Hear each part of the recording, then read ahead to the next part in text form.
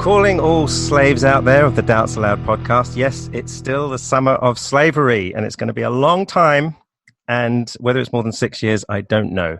But we're continuing with our slaves today, our slavery subject today, and we're just going to sort of move on through the points that we were making the myths from Francis from last week. But before that, what kind of news we got? Well, Ed, you've got some very exciting and very important news, haven't you? Of your own personal. Yeah, I guess so. In the immortal words of Maggie Thatcher, we are now a grandmother. Is that right? I think she said we have become a grandmother, but I'll Google it later. I'll Google it later. So we have two daughters. Our eldest has given birth to her first daughter, and that's our first. So. How happy times. Happy times. Absolutely. You must be so excited. Oh, it is. It's brilliant. Yeah, well, total congratulations to you and Maggie. Yeah, thanks. It's all going well. And of course, to your daughter and her husband. Yeah, he's involved. We love him. He's great. Yes, this is the best state to be in, because you can have all the, I don't know, wonder of having children, but then hand them back at the end of the day when they get a bit older. Yes. Yeah. Oh, yes. I'm all very pleased because of they've chosen quite a feminist name, Phoebe, which is Greek. Relates to the huntress, that sort of thing. Right. So it's argued for in Paul's Romans, isn't it, that the minister is Phoebe is a minister. And a co-worker of the Apostle Paul or something like that. So, right, okay. Yeah. So it's interesting. Yeah, I don't think the women Bible to inspire the... No, okay, yes, it's not. If, of course, a child was born like this in our subject that we're covering this summer, of course, that child in a slavery setting would be a property to be bequeathed forever, basically, to the next generation. And the next generation. So that's my tie-in to the subject today. Yes. Do you want to talk about Greenbelt briefly? Yeah. Well, I was going to actually say, Ed, there is obviously more very, very interesting news, and you can say a bit about this. But just to say, yes, we are. Well, I have been regularly going to Greenbelt since 2010 for various different reasons. But for anyone that doesn't know what Greenbelt is, it's a festival. It's been going since I believe it's been since 1974. But it was very evangelical, sort of music, Bible festival, which has now become extremely liberal and almost just like Latitude Music Festival, but mixed with seminars and talks and all kinds of politics and stuff that's going on.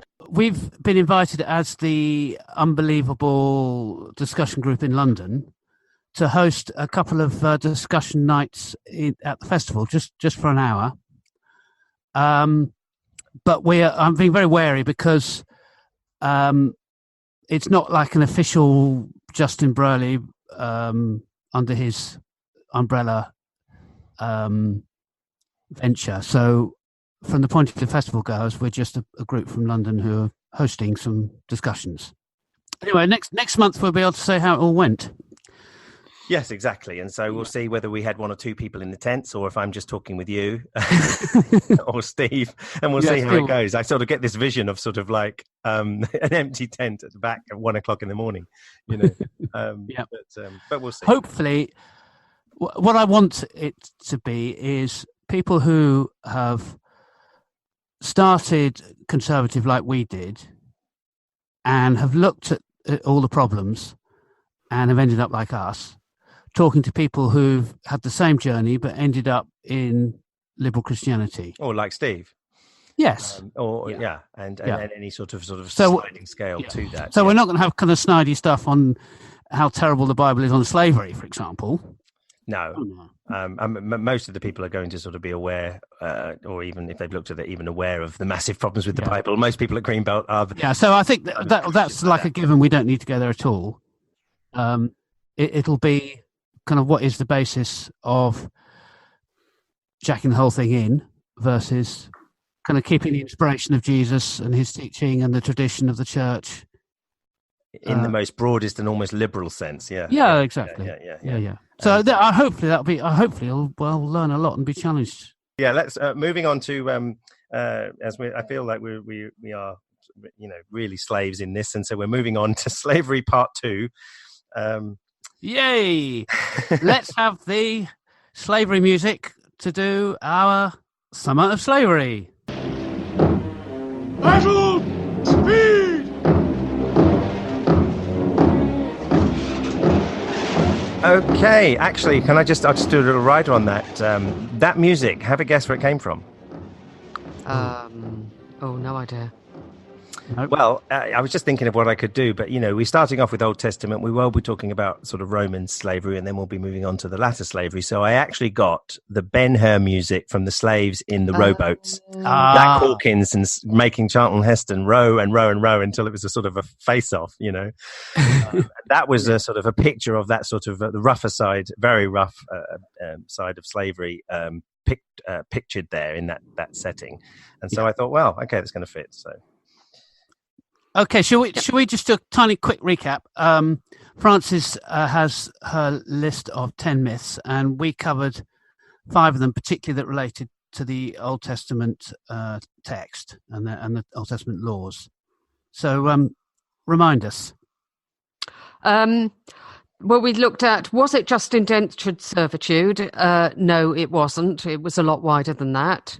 They were all let go after 6 years. Some of them were let go after 6 years, not the foreign slaves and not the women. Right. Was it racial? Not in the sense of skin colour, but in the sense of nationalities, yes, because there were very different rules and much harsher rules governing how you could treat foreign slaves as opposed to your fellow Israelites slaves. Old Testament laws on runaway slaves weren't what people claim they are. It doesn't mean that every runaway slave has to be offered sanctuary.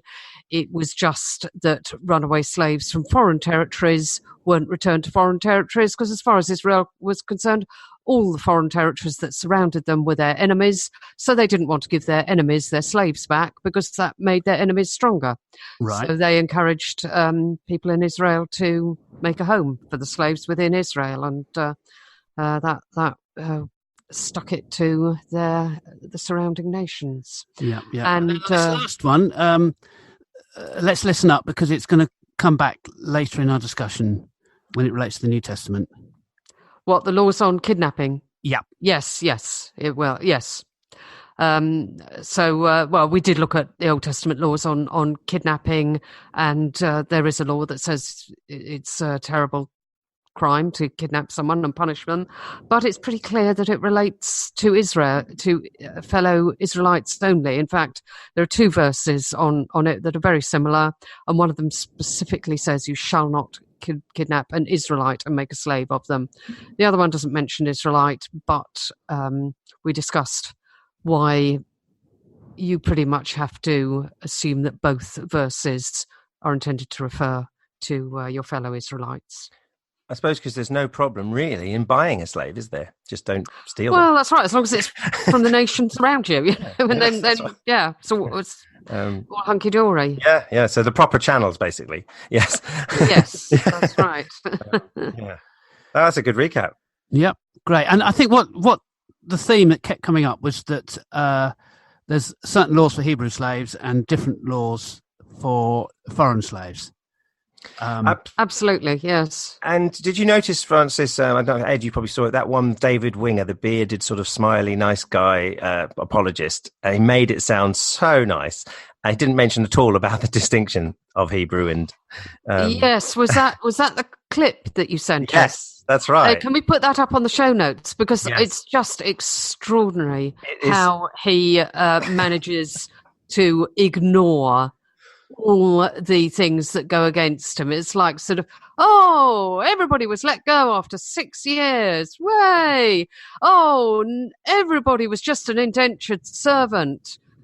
It's really quite extraordinary that someone can present themselves as an expert and come out with that grossly inaccurate description of just slavery. And, because he comes across so confident and, Yes. I'm the expert here and all these ignorant atheists who criticize the Bible, absolutely for sure, he, the choir that he's preaching to will walk away thinking, oh, yes, these stupid atheists who think that the Bible is all right with slavery. Well, they just don't understand. They don't understand what's really going on in there.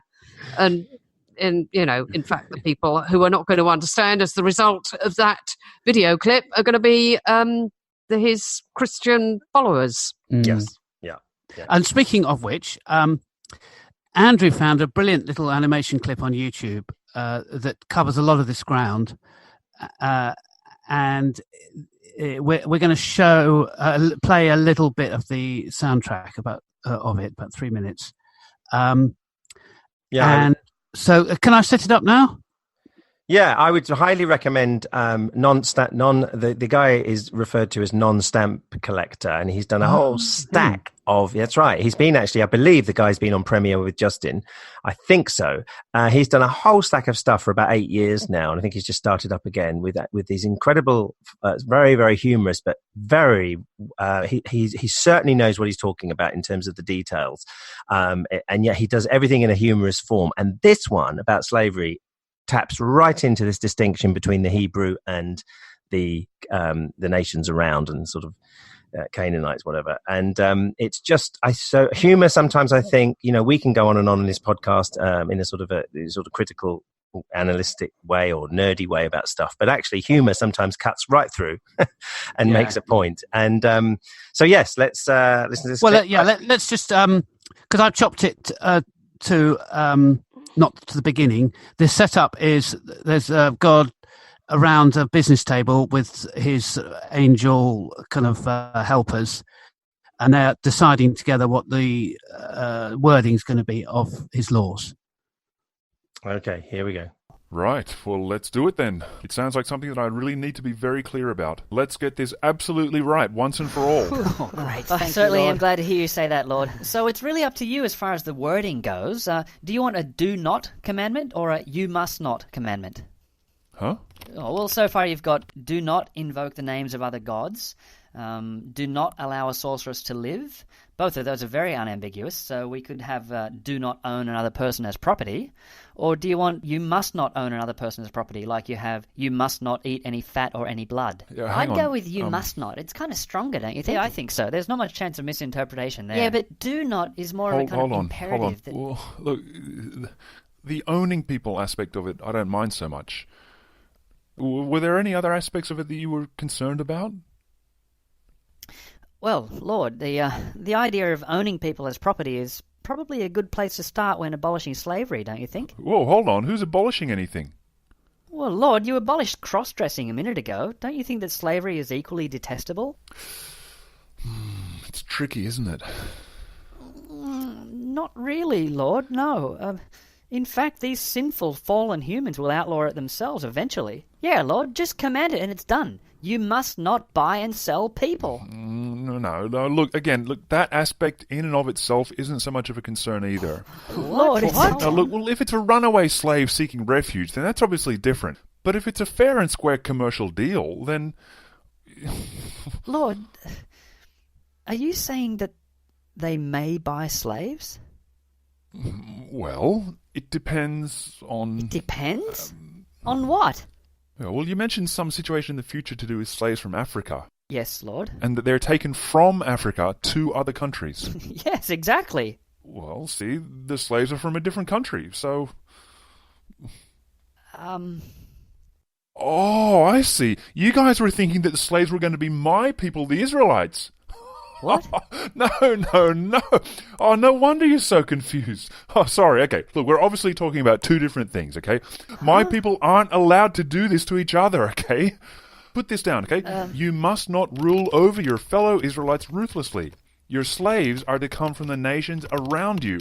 From them, you may buy slaves. Whoa, Lord, what are you saying? An Israelite owning another Israelite as a slave wouldn't be okay. They're only allowed to keep each other in indentured servitude. Okay, right? However bad on. this African slavery thing gets in the future, look, it's a totally different thing. You're okay see? with people being made slaves? What, for life? Well, no. After 6 years, they have to be set free and provided for with food and wine and even livestock when they go. See, it's like a retirement benefit. Hold on. And you're comparing it to some kind of slavery. Oh, what? They can go back to Africa? Huh? No, I'm not talking about foreign slaves. Lord, but you're a bit hung up on this Africa thing. Look, I'm talking about the Israelites. They have to free each other from indentured servitude at the end of 6 years. Yes, Lord. I get that you're talking about Israelite indentured servants, but what about the foreign slaves, though? Foreign, see, they're from different nations, so... They stay slaves for life? No. Indentured servants go free after 6 years. No, you're not Lord, seeing this clearly. No, listen. Lord, Israelite indentured servants have to be treated kindly and released at the end of 6 years. No, Lord, foreigners.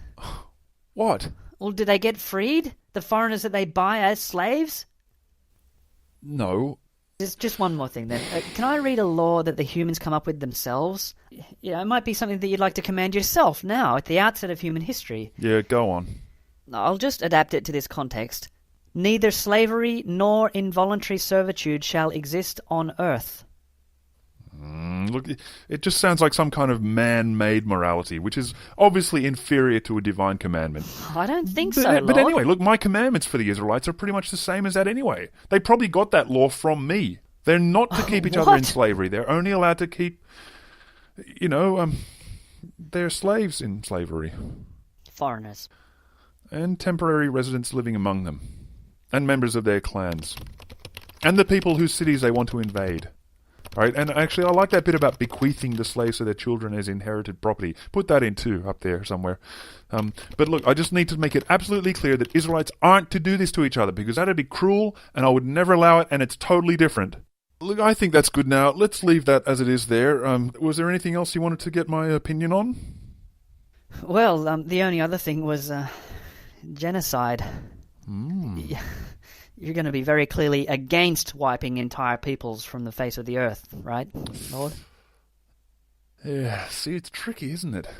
Well, there you go. And I vote for that angel to have been in the place of Yahweh. I think it makes the point very well. And as Ed says, with humour. Okay, so moving on. Right, so the New Testament comes very different, doesn't it? It completely and utterly removes the whole institution as immoral and sort of makes a case for why the Old Testament has been read wrong. Is that right, Ed? Well, that's right. I mean, that's what happens throughout the New Testament. All the terrible problems in the Old Testament. Jesus comes along and kind of New Testament, it's all fine. Yeah. Yes, it's all washed clean in the laundry of the New Testament. Spiritual Marcionism. Like Marcionite, but not actually physically getting rid of the Old Testament. Yes. No, actually, so let's get into what some of the things they say then, yeah? Okay, yep. So let's start with the Gospels. Mm-hmm. And all the teaching on slavery in the Gospels. Not much. Well, who's going to start? Francis, on something on that? Well, there's... what I thought was interesting is the... verses in Luke 12, 46 to 48, which I don't have open in front of me, but it's about a master who goes away and leaves one slave in charge, and that slave treats the other slaves badly, and then the master comes back and the slave wasn't expecting him, and he gets beaten. And the comment is, if you do... if you know what your master wants from you and you don't do it, you'll be taken by surprise and you will be beaten with many stripes. Whereas the slave who doesn't do the right thing, but that's because they didn't have clear instructions, will also be beaten, but not with so many stripes. Yeah. So Jesus doesn't seem to have a problem with somebody owning people and being able to beat them with many stripes or with fewer stripes, depending on whether you were knowingly going against your master's orders or whether you just made a mistake. Yeah, I mean, I think what's happening here is obviously it's not about slavery as such, but Jesus seems quite happy to use this whole premise that slavery, and by the way, it does actually give away that slavery is harsh. Right? Yes. You know what I mean? So you go back to that guy that says, you almost want to be a slave back then. If this is, certainly we're talking in the first century. So you just say this is the assumption of Roman slavery. The issue is that you can be beaten heavily with rods, presumably, or you can be beaten minimally. And then Jesus is picking up that as an analogy for God's judgment in some sort of judgment setting in the afterlife or at the judgment. And seemingly it's a bit like, I suppose it would be a bit like saying, well, when you go into a prostitute, some people might pay this and some people might pay that. And so at heaven, you might get a greater reward. That would be bizarre, wouldn't it? Yes. That would be so bizarre to say that. And that's what Jesus is kind of doing if slavery is... I know. That's the thing. I think what's striking is that he is so unbothered about presenting himself in this parable exactly as a slave master who doles out the beatings. Yeah. And I think if we were to do that, if we atheists were to write some kind of play that was supposed to be an analogy of Jesus and God, and we presented them as slave owners, I think Christians would be outraged. But Jesus himself doesn't have a problem with saying, I'm not just a shepherd looking after the sheep, I'm also a slave owner beating my slaves. But the worst thing, Francis, I don't know if you've seen 12 Years a Slave. This was a key scene where this passage... I have seen it, yeah. Because, of course, that's well researched back in the day. Passages were used like this for slaves. Yeah. But gosh, even if you could say Jesus was totally against it and he used this analogy, the pain and the torture that this has caused when the slave owners read it out to the congregation and then took them away and beat them, using this, we're almost with the sanction of Jesus. So even if you could say it's a misinterpretation, it's an unwise thing to have in the gospel. Gosh. Quite. So anyway, what about you, Ed, on that? I find it quite difficult to tell where the parable finishes and just Jesus' teaching generally takes over. Because he says he will cut him to pieces and assign him a place with the unbelievers. Yeah, which is difficult if you're cut to pieces. He's jumped out of the parable and he's talking about theological stuff rather than the story of a man and his servant. Well, I think he's just using it as a not just, but I think the illustration is that the judgment isn't just a wholesale simple one thing. It's like somehow there's a measured response to sin or whatever. So, but to pick this, it's just using the slavery illustration to make the point of how God's going to judge in some way, and you still don't know quite what it means. What does it mean to be cut into pieces and thrown into the thing? So but going back to this issue of slavery, it's just taking that whole assumption that this is what slaves do, and God's going to be a bit like that with you. So I hope you repent, basically, also get your act together, So it's just like, I don't think that if you were there and you said, Jesus, does that mean that you are totally against slavery then? Or might you be saying the institution's okay? And I think that's another question. But the way he's using it, as Francis was saying, seems to be much more like, this is just like, it's not as condemnable. Like Jesus would never do that if he was saying about prostitutes or other things. So I see this as quite a negative thing, even though it isn't direct. I think the whole assumption. Yeah, so Jesus never says anything directly about slavery. He just uses it as part of life to draw parables and analogies and metaphors from. It would have been good if Jesus had said something like really strong against the whole conception of slavery, a bit like, all brothers are made in the Father's image and should be treated equally, and say not owned as property or something, rather than an illustration about God's judgment that's just picking up on the whole brutal imagery of slavery to make that point, and then allow that to be used in horrific ways later centuries of slavery. So that's the point I was saying. So Jesus it's kind of like, it's awful that he never directly addressed it like he did about, say, adultery, Yes. But even when he does, when he says divorce, when Mark is so strong about getting divorced, everyone kind of ignores it. It's 50% Christians are probably remarried. So, so even then, when he is strong, it doesn't actually work. Yeah. But he's not strong. There's always the danger that we're sort of making an argument from silence. Well, there is, but on the other hand, that was used as an argument by people who supported slavery. They said, well, Jesus never said anything about slavery. He never said anything to condemn it. He was aware that it existed. He never said, there can be no doubt that if he had been against it, he would have said so. Yes, that's one argument, isn't it? Just by, and then somebody else could say, well, maybe whatever was passed down to Mark sort of just forgot, as you were talking about your memory, remembering. Jesus may have had a whole spiel about it. We don't want to agree with someone when they argue from silence just because it backs up what we're... Well, there's nothing wrong with an argument from silence. I mean, an argument from silence is not a fallacy. It just depends on the circumstances.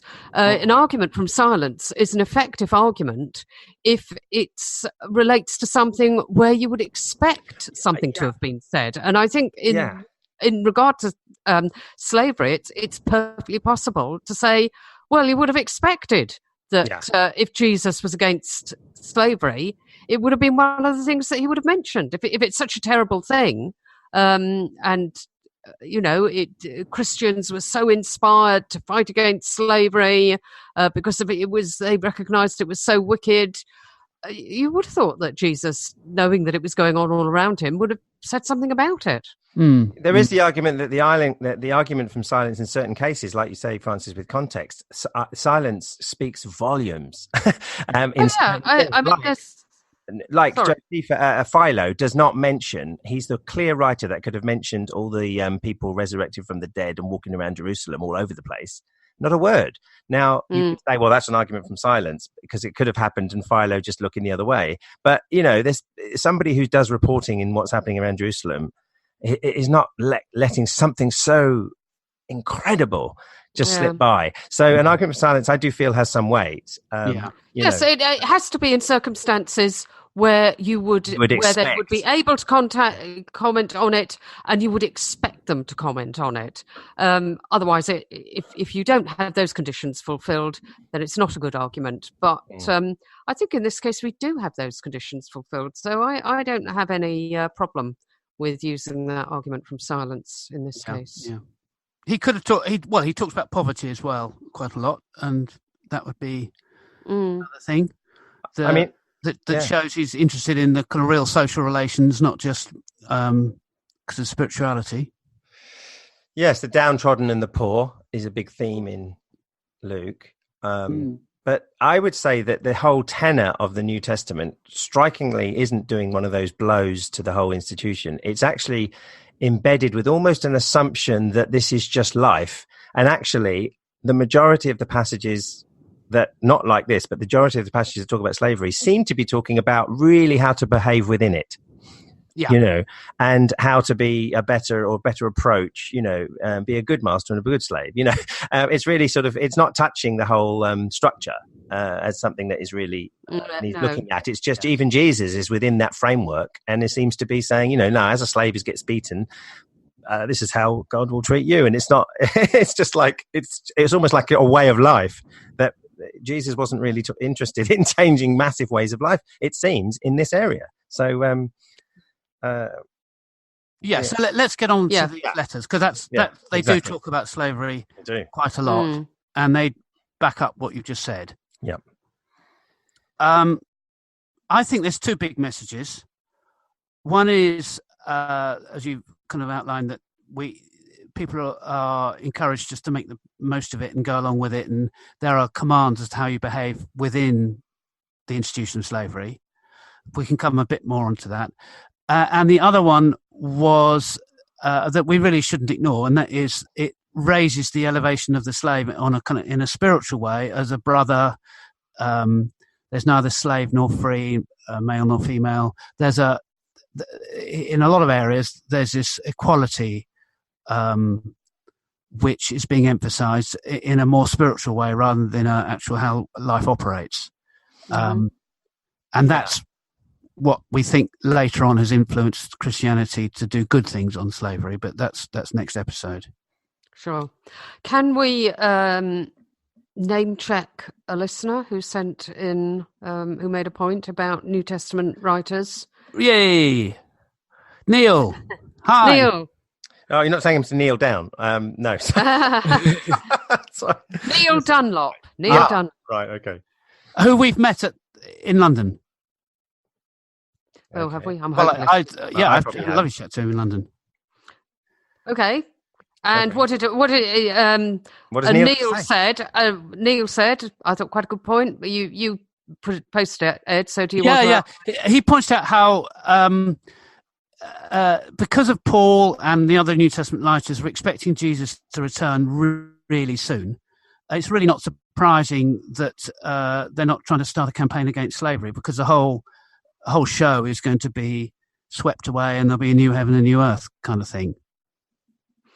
Yeah. I mean, I think that's quite a sensible point to make. I think it is. You've stolen my thunder there. That's exactly my view. Oh. Yeah.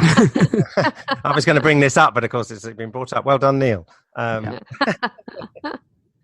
still, there are moral things about the here and now in the letters, a lot of them. And it wouldn't have been difficult for Paul to say, look, it really is immoral to hold other person as ownership, as a slave. Make them just servants and pay them a good wage, and if they want to leave, then they can. He doesn't go that far, but he does bring in your treatment, doesn't he? So he says, your masters treat your slaves better, and then, and the other way around, slaves, and I remember reading as a teenager this, and I didn't even think about the institution of slavery. I thought about my work, because it said, work diligently and please your master. And I thought of my boss. I just read it like that. And, but in reality, what Paul seems to be doing is, in the meantime, before the very soon coming, I think, within that generation or his lifetime, he was just trying to get the people in every setting that they found themselves in. Don't change it. If you're not married, don't get married. If you're married, well, if you burn with passion, maybe.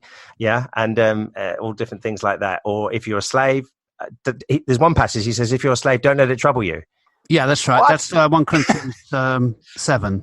What he probably meant was, don't let it trouble you because it won't be long. Time is short. He probably meant that in his mind, or maybe that's where his mind was, I think, as opposed to don't let it trouble you because the institution is okay or the institution is going soon. I don't think he saw the world was here for a long haul. I think he would have been shocked to think that we could have had thousands of years and slavery in the modern era in the same way that it all happened. I think it's So I think it's a very good argument, and there's a very good case for there is neither slave nor free, women or female, male or female. It's all to do with this sort of in Christ.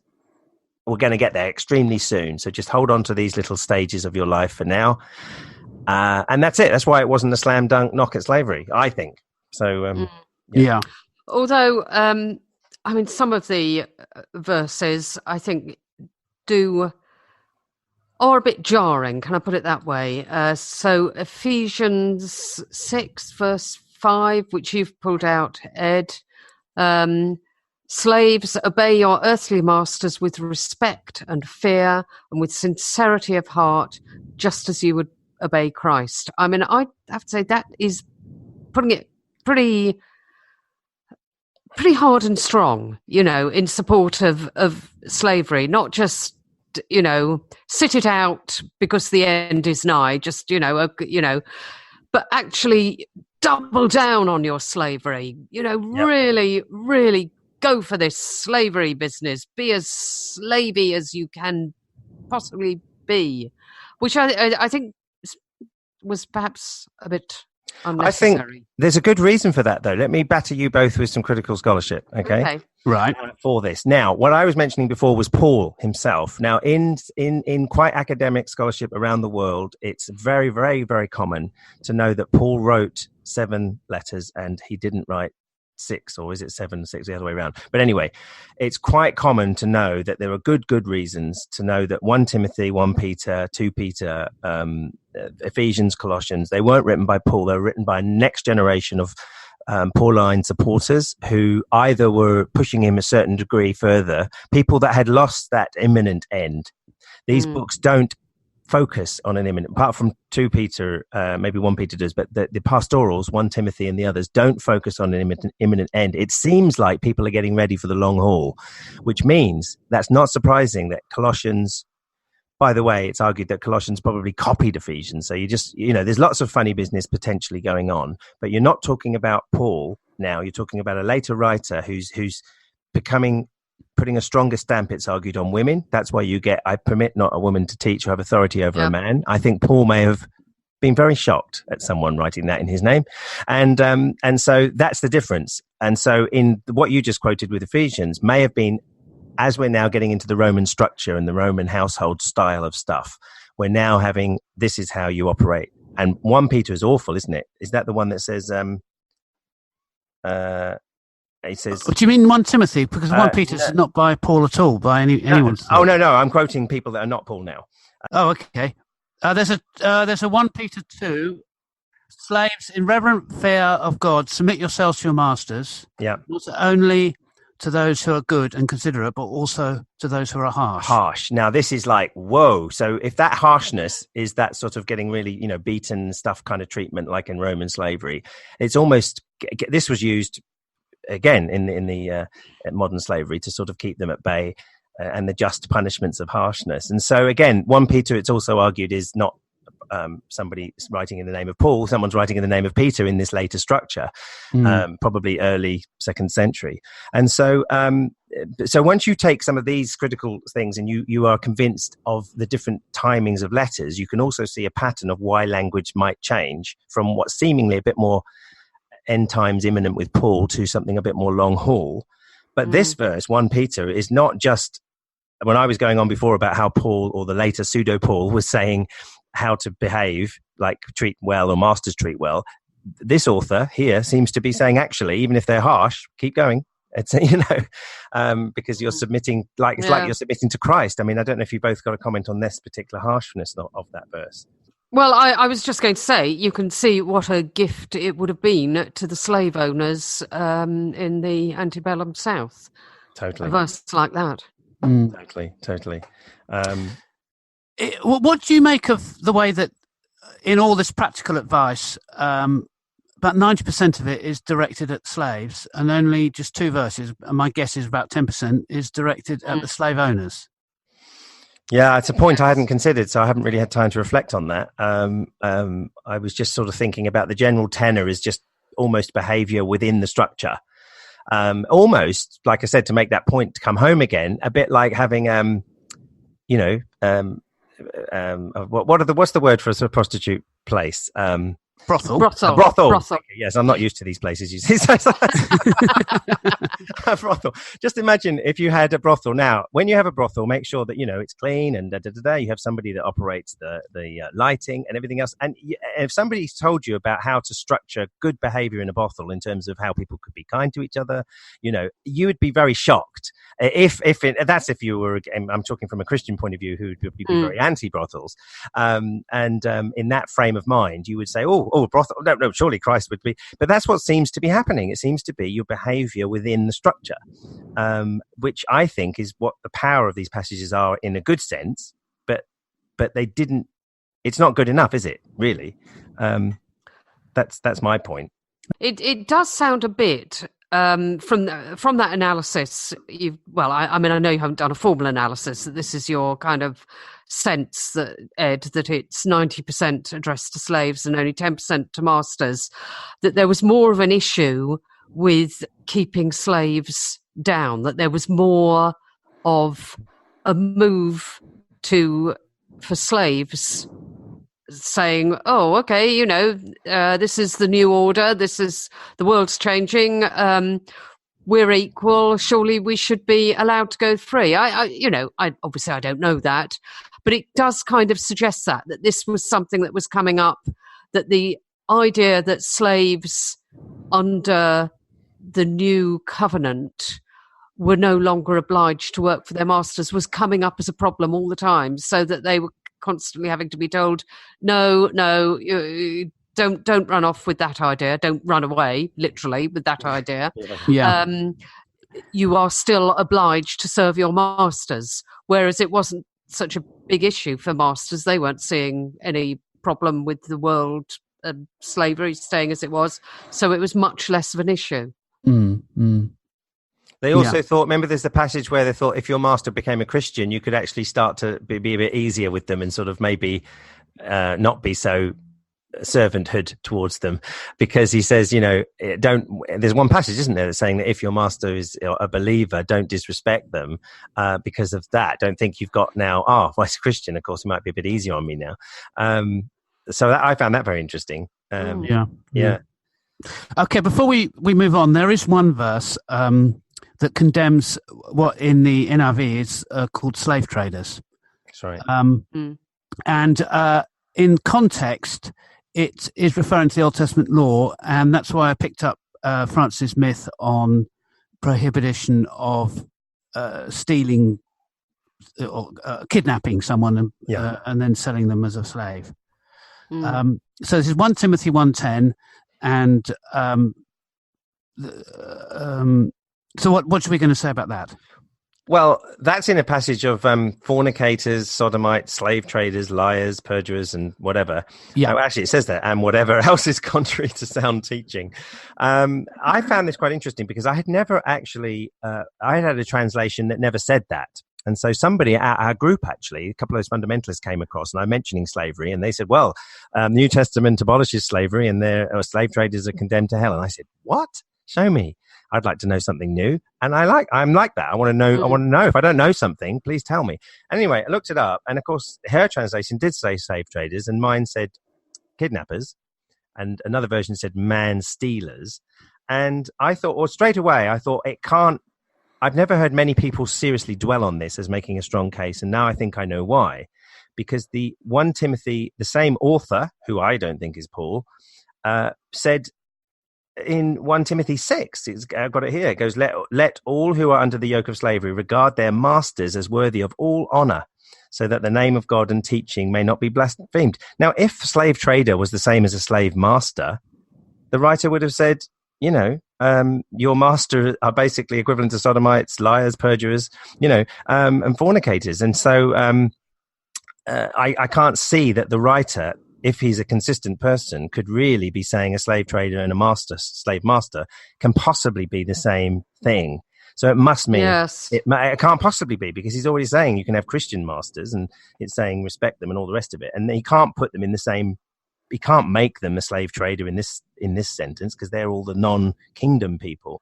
So it must be referring, as you would probably say, Francis, back to the kidnapping and stealing people. Yes, I tried to do a bit of research on this, and I'm no biblical scholar, but I looked it up in Bible Hub, and they made the point that the word, which is translated variously as slave traders, kidnappers, man stealers, is a word, now I may not get the pronunciation right, but andropodistes, and it means one who brings a man to his feet, one who reduces a man to his feet. So the idea is that it refers to somebody who unjustly reduces a free man to slavery, or it could include someone who steals another man's slave. So yes, it's not clear that it can have that absolute across the board condemnation of slavery, and that's you've made a very good point, Andrew, about the reference to slave masters. Well, if you think about it, you can't have slave traders without slave masters, and if there were no slave masters, there would be no slave traders. So if you're not going to condemn slave masters, you can't really condemn slave traders, because it is the slave masters who make the slave traders possible. Or it has to mean that slave traders here can't really quite mean what it reads like, because of the very writer's own terminology. I think about masters. Yeah, I think it must. I mean, this would be my theory, that when it refers to people who unjustly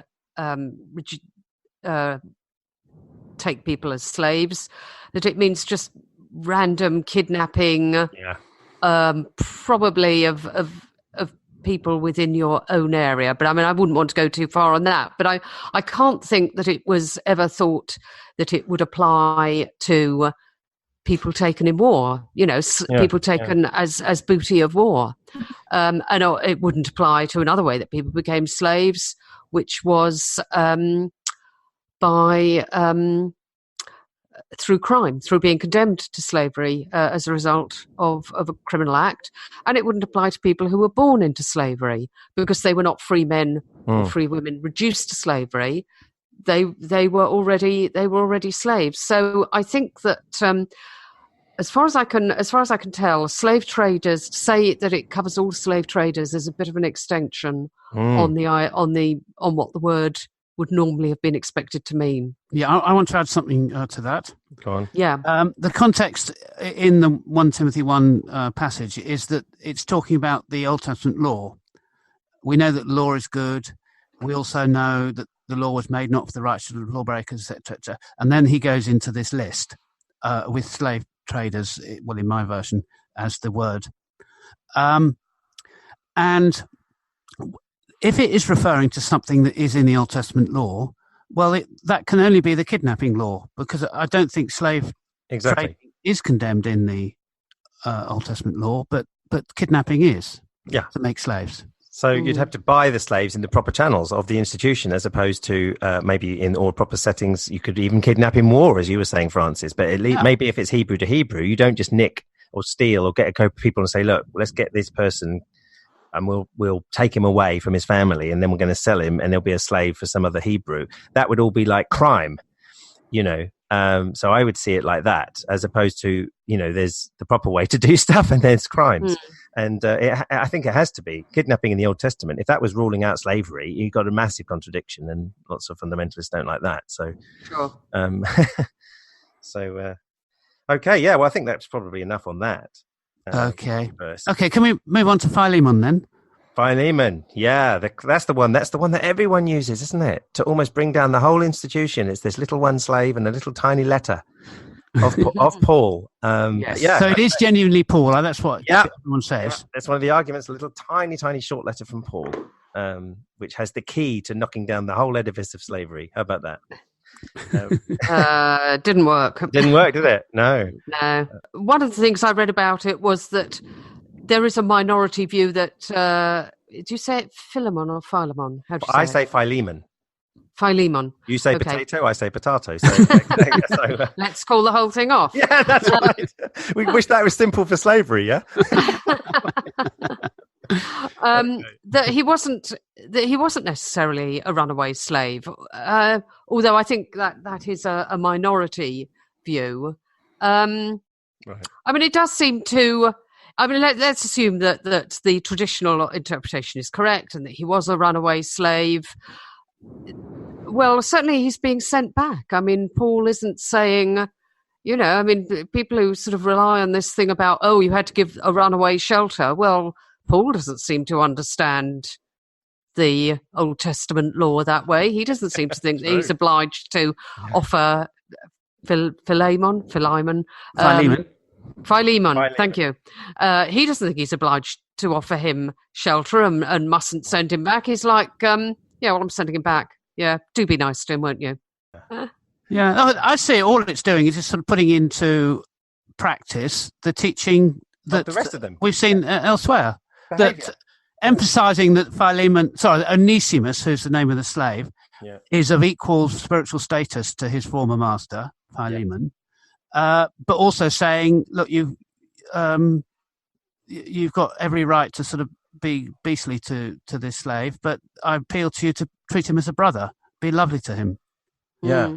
And that is back to that good behavior within the institution. So it's taking a high ground of treatment again, isn't it? But isn't it amazing? Treat him as a brother. I've heard people say that kills slavery right there. Well, there's something that could have been said in the Ten Commandments. Treat everyone as a brother. Yeah. Not just the Hebrews, but everybody. So we could say this progression in one tiny little throwaway comment in a letter. Really, I think he had no idea that would be used and built upon down through the centuries. You know,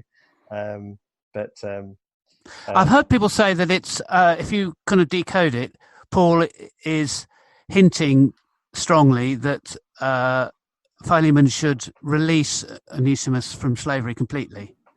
But I'm not sure. To put the Bible's power to hints and allegations is incredible, isn't it? Well, there's a few hints I'm going to put in this little book, and hopefully they'll get their act together. You know, just a few hints. How about a declaration as strong as, you know, if you look at a woman in last, I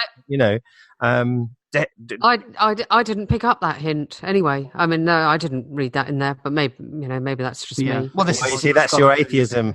Oh, that's it. Yes, that's it. It's blinding you to the light. Yes. It's as simple as that, really. But yeah, I find it weak because I think Ed is absolutely right that this just picks up the exact tenor, which is not challenging the institution; it's challenging how you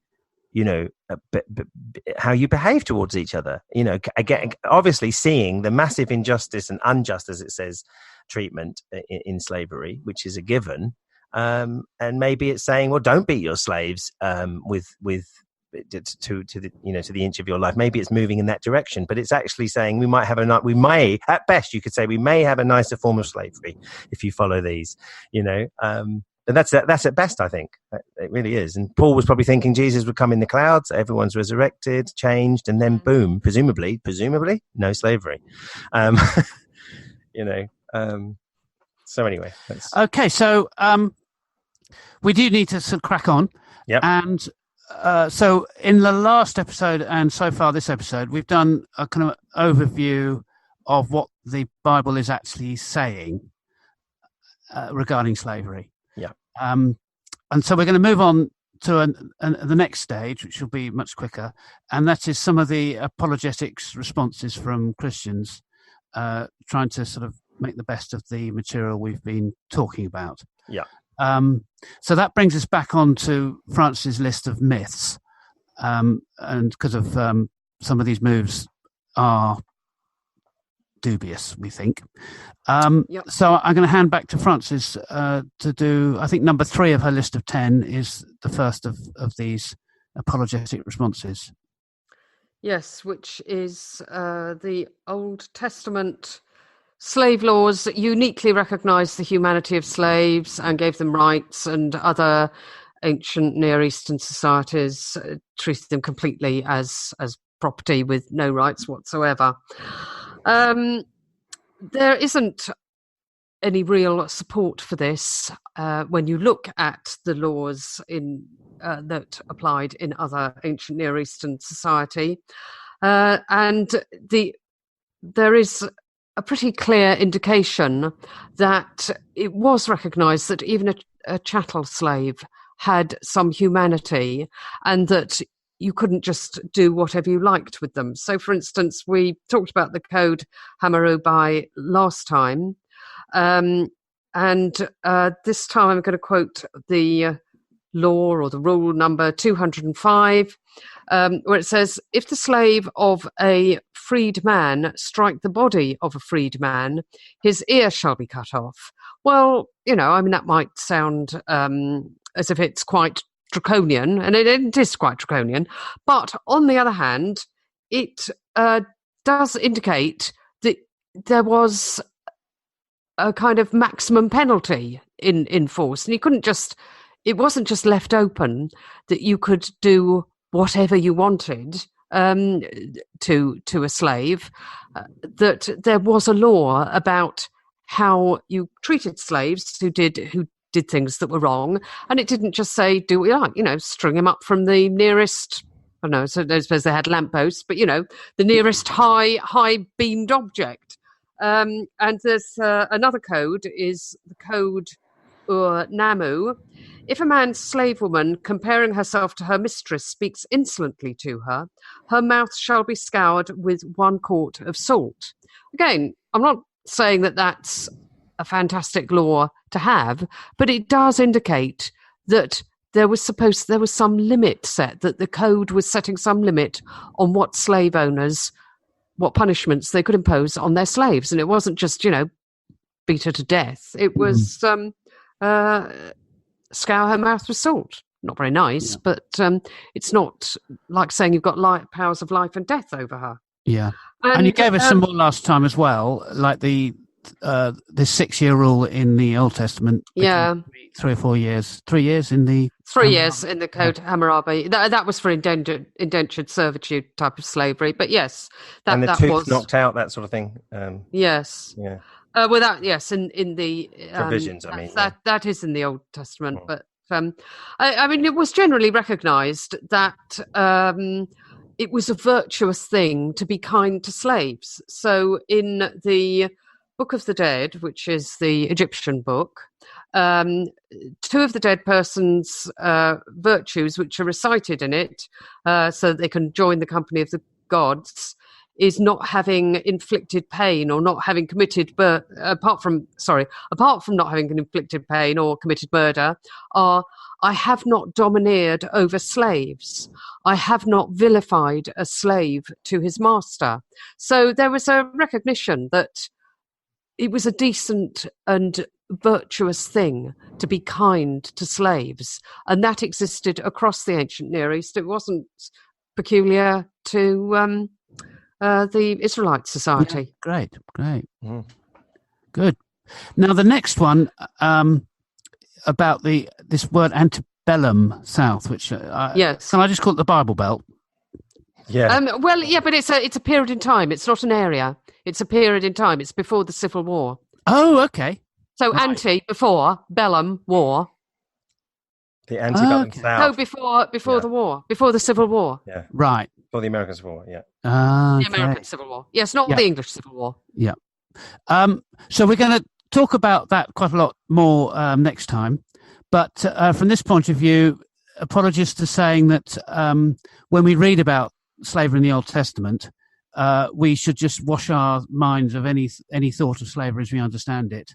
It was all completely different. Well, again, it's an idea that in the South, in the slave-owning South, before the Civil War, masters had rights, had just absolute, complete discretion, rights of life and death over their slaves, and that was how the law operated. But that's complete misunderstanding of what the law was. The law did not allow a master to kill a slave at whim, and in fact did not necessarily allow them to maim slaves. There were, I don't know if you're able to put it up on the show notes, because there's quite a lot about this, so maybe we'll get a chance to explore it more. But in Georgia, the state of Georgia is one place, but all states had similar codes of practice. Had a colonial slave law which said that that it was enforced so that owners may be refrained from unnecessary rigour or wanton cruelty over them. And in the Constitution, again, this is Georgia, 1798, it says, any person who shall maliciously dismember or deprive a slave of life shall suffer such punishment as would be inflicted in the case of like offence had it been committed on a free white person. So you weren't just allowed to... that wouldn't be out of place in the Old Testament, Francis. That kind of talk, it sounds a bit like the things they were trying to do. So pointing out that, very similar language, I felt you were saying then. I actually think it's rather more humane than the Old Testament one. Wow, well, I think it is. I think it is, and that was certainly what the people who defended slavery in the South. That was certainly how they perceived it. That there were things that were allowed in the Old Testament that they couldn't do. They couldn't They couldn't in law. I mean, I'm not being naive about this. Obviously, in practice, if a master killed a slave, you would have to get a jury of white people to convict them. But it did happen, and there was somebody who was executed in the early colonial life of America for killing their black slave. They were hanged. They were found guilty, and they were hanged. So, I think there's got to be quite a lot of a kind of a sense of how shall I put it? modesty or humility when apologists are saying that the Bible is so wonderful and it's so much more enlightened than than slavery in the American South. It wasn't. The American South did put limits on what people could do. Anyway, this is the one I'm looking forward to now. Oh yeah. Myth number 6: being a slave was actually rather nice. Well, David Winger sounds like that clip I sent you. Yeah. Yes. But I have had people say that to me in these arguments in all seriousness, that being a slave was, a good gig was the phrase that somebody used to me. Okay, admittedly, life wasn't all beer and skittles in the ancient Near East, and you didn't have social security, and you didn't have a health service of any sort. Yes, okay, fair enough. But the fact is, there was no doubt that being a slave was not regarded as a good thing. That's why for your Israelite slaves, they had this 6-year rule, and that's why they had the year of Jubilee when they were all released. I mean, it's so clear. If you're going to, well, that's right. I mean, if you're going to argue that being a slave was, lucky old slaves, all these free people were sort of looking at the slaves enviously, paying off their debts, getting house, shelter, food. So and so's, I wish I was a slave. I mean, are you suggesting then that in the year of Jubilee they were all going around saying, "Oh noes, now we can't be slaves anymore"? Really, can we call for a recount? Is it really the year of Jubilee? Yes, exactly. I don't think I've done my 6 years yet. I'm sure I've counted. It was only 5. I've only done 5. It's. You're absolutely right. Even when it says don't treat your fellow Hebrew harshly, I mean, it's obviously right. It's seeing slavery as being able to, or at least doing, harshness. And so when you say, the Canaanite ones or the ones from the nations, I'm not going to make a comment about not treating them harshly, so presumably you can, but you're Hebrew. That's right. Absolutely don't. So it's showing you right there how bad it is by having the segregation. So I mean, a bit like, I suppose, employers in the antebellum South with white people doing jobs, they might be quite hard, but if you compared how they were treated to the slaves, you would say it was a phenomenal difference, presumably. Well, a lot of people did try a similar argument to support slavery in the antebellum South, where they would say the real slaves are the hired hands who have to work, who have to graft, and because they're not the property of the mill owner or whoever it is they work for, they don't care. Their employer doesn't care about their health. They'll just work them into the ground, and then they'll hire some more men. Whereas if the slaves that he owns, of course he's going to look after them. They're his property, so they have a much better life than the people who are wage slaves. Wage slaves are the real slaves. Chattel slaves are sort of lucky bunnies. That's amazing. The irony of that clip from David Winger that I talked to you about, I think he makes a similar argument. He was actually trying to almost go that, your slaves were kind of looked after well and got all your, and the other ones that were the hired workers were the ones that could, he said something similar, which is really ironic. Yeah. You get a modern apologist using arguments that were used in the antebellum, or similar ones anyway. So. Yes. Yeah. Okay. We're getting near an hour. So let's move on to your number 7, Francis. That you can't understand the verses on Old Testament slavery unless you've studied the ancient Near East culture. Well, in fairness, this is a myth that comes up not just about slavery, but it includes slavery. So I thought I'd include it as a myth because, also it helped me bring my number up to 10, which is a nice round number, and I wanted that nice round number. But it's, to me, there's a lot of the emperor's new clothes about this, that when apologists come back at you saying, "Oh, you can't really understand," you haven't studied, if you're not an actual biblical scholar. Well, as I've said already in this podcast, I'm not a biblical scholar, but I can read the Bible in translation, and hello, that's what translators are for, to think about what the words actually mean, to put them in context. If they're not doing that, then they're not doing their job. And you will notice that this business about not being able to understand the Bible unless you've studied it and unless you understand the social context, it doesn't apply to the nice verses. So when there's a verse they like if you knock out a slave's tooth, they have to go free. Nobody's saying, oh my goodness, you can't understand this unless you know the entire context, unless you can actually speak Hebrew. You cannot possibly understand that verse. They just say, yeah, well, look at that. That's what it says. That's what it means. And so that just shows you what a good institution it was setting up and how enlightened it was. Yeah. I was talking to someone yesterday in these discussions who was in relation to the New Testament preparation for this this podcast.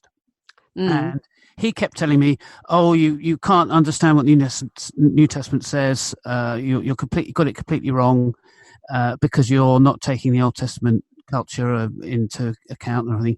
And I kept asking again and again. Well, okay, well, tell me what exactly you would adjust in what I'm saying, which was my summary of the points we've covered. And he just never would. He wouldn't actually tell me how the message would change if I did all this study that he was saying I'm lazy if I don't bother doing. Yeah. Yes, that must have been a bit frustrating, I should imagine. Yeah, I was a tad. Now, on this myth, Francis, I would probably take quite a different tack, but actually, by the end of what I'm saying, it's kind of almost coming to the same conclusion, but for a different reason. And that is this, that I have found in my studies that actually a lot of plain natural fundamentalist reading of the Old Testament is just plain wrong. They don't understand the background. They don't understand the culture and the context. And so Jews, for example, I've heard some Jews say they are absolutely horrified that you get these sort of fundamentalist Christians that just read the Old Testament. They've got hadiths and books and people that try to look and explain at things they can't even understand. And they've got these literal readers, just it's plain sense. So in my journey, I found that actually the background studies of the nations around and the culture actually explains so much more, and in many cases really doesn't support the apologist cause. So in this particular case, you find out that, like you've done it already, Francis, you've gone to other nations and you've seen that actually Israel is not really any better, and in some cases worse, because you know that information about other nations. Yeah. And so sometimes you think, the other Hammurabi is better, sometimes it's not. And other areas come with study on the Hebrew, and you realize actually people have debated and studied what that word means, and they really don't know. And yet you get this literalist comes along and says it means this. And if it's not against their theology, then it does mean this. And if it is against their theology, then they'll go for the ambiguity. So I found really the learning the more about the Hebrew and the Greek and the culture and the background actually really does help, but it doesn't necessarily help the Christian. It actually may cause more problems. So that would be my take. Yeah, yes, I know, I understand what you're saying. But I don't want to go down to 9. I don't want my myths to go down to 9. 10. Yeah, well, you're like one of the biblical writers that really like certain figures, and so you. Yes. No, but I think there is an element of just saying you can't even read the Old Testament verses. Yeah. I agree. I do think that having some knowledge about the background is helpful. Yes. And I've noticed that there are a number of Christians, for instance, who don't understand the significance of I can't quote the verse, but about a woman being taken in the country. They don't understand the significance of the fact that it refers to her as a betrothed woman, and they will say, "Oh, well, that shows that rape is punishable with death." And it's only because I know a little bit. I'm not betrothed to someone else, to a man. That's right, because she's betrothed. That makes it adultery, and it's adultery that brings the death penalty. Or it'd be 50 shekels or something, if not. So that's right. It would just be the 50 shekels to the father, and you wed the lass. But I think this is one of the. I think actually this is one of the things that in that that clip you were talking about. Is it Ringer? I think he refers to David Winger. Yeah. Yes, that he refers to.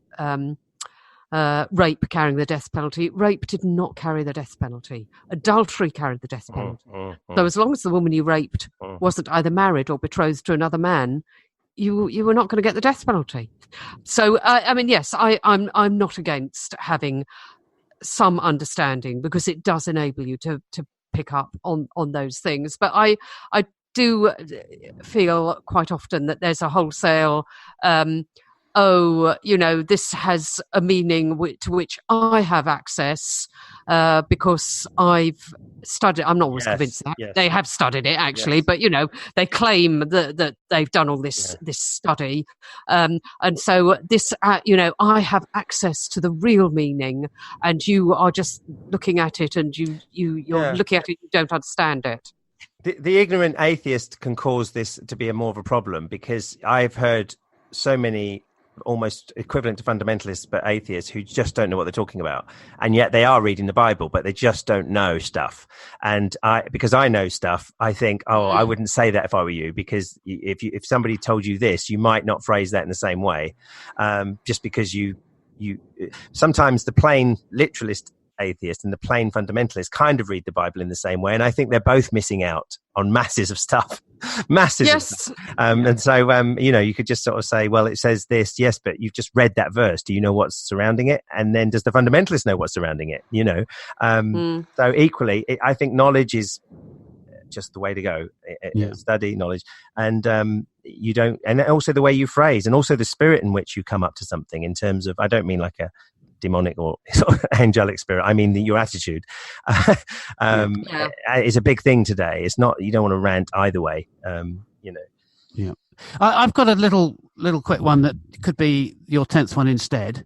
Okay. But it relates to the New Testament, so maybe it doesn't fit on the list anyway. And that is that the apologists will say that, well, of course the New Testament is against slavery, but it doesn't actually say it out loud because it would be too revolutionary. It would get all the Christians into trouble, or it's just too bold a move, you couldn't do it, or it's just too political. And I mentioned this off air, Francis. Sorry? We mentioned this off air before Ed came on. This carry on. Ed's making. Yeah. I mentioned, Ed, the exact point that you just mentioned. I read it from the Antebellum South pro-slavery argument book, who is making the case.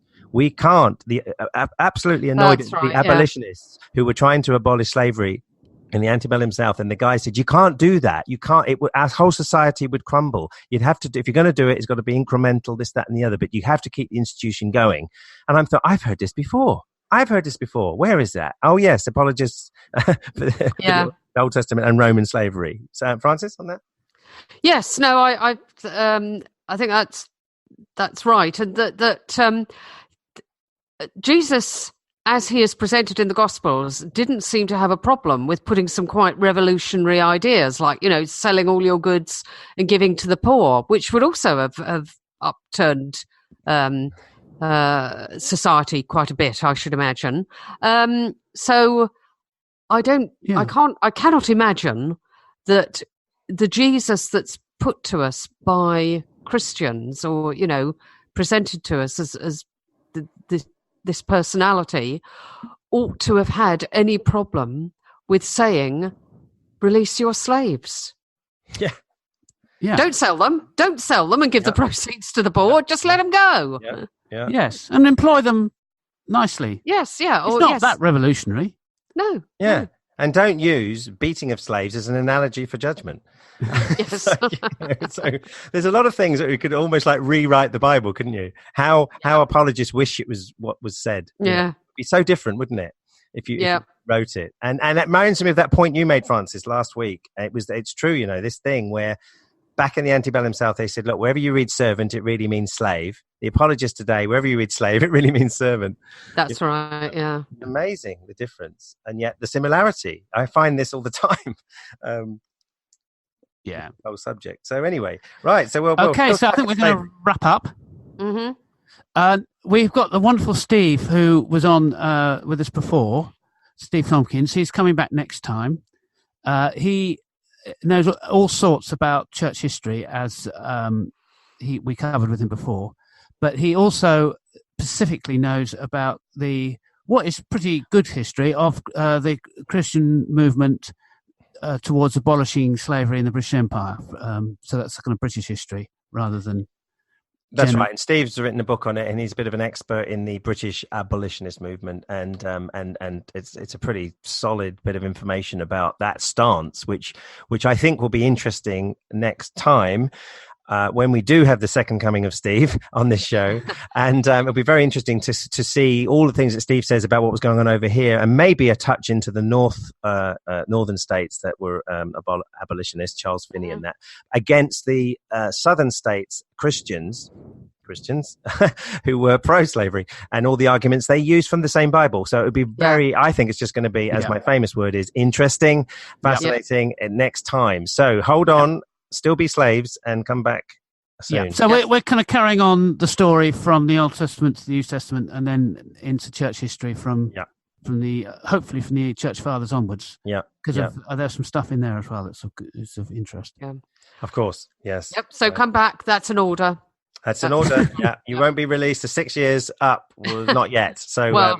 Or 3 years. Not to mention the many stripes you'll get. Yeah, you'll be beaten with few stripes if you come back, but many stripes if you don't.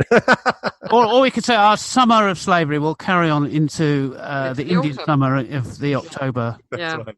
Oh dear, yeah. Well, anyway, I think it's been a very enjoyable discussion today. But even talking about a very serious subject, which is actually horrific in its reality, and yet, we're so distant from it. It's easy to forget that. But anyway, yes. So okay. Well, until next time, when we'll come back with reports from Greenbelt and to see how that discussion went with Ed and I and Steve, who actually is the same Steve that's coming on the show. So until then, I have been your host, Andrew. I've been Frances. And I'm Ed, and goodbye.